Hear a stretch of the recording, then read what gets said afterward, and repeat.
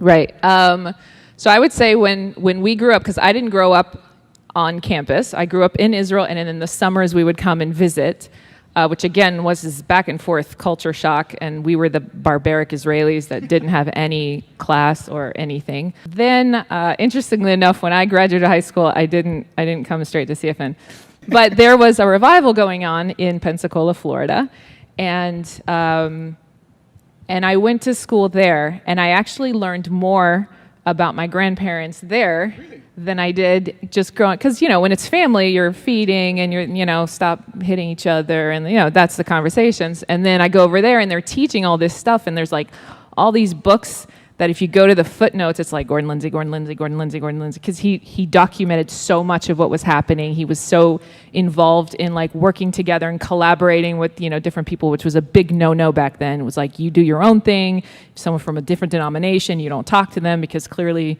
one of you guys is going to hell. So like, it was just this very kind of separatist kind of attitude, and he very much wanted to work with all sorts of people. I gained a real appreciation of the impact that he had outside of the circle of CFN when I went there. Yeah. So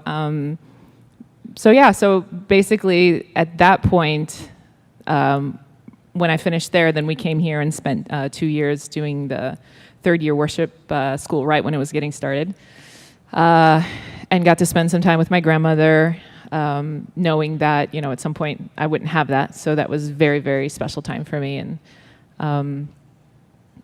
so I really, on my dad's side, my grandmother was from Russia and my grandfather is from India.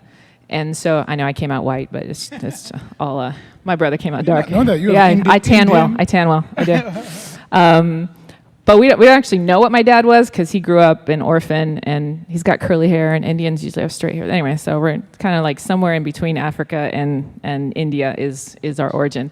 But in any case, I was never close to my family on his side because he grew up so disconnected from them. And so really on my grandmother's side, I only ever had one grandmother. So it's like, how do you even beat that? Like, my only concept of a grandmother is someone who never retires, is always like doing something, is known to everybody else as mom, and still she found time for us, which I really appreciated. Yeah.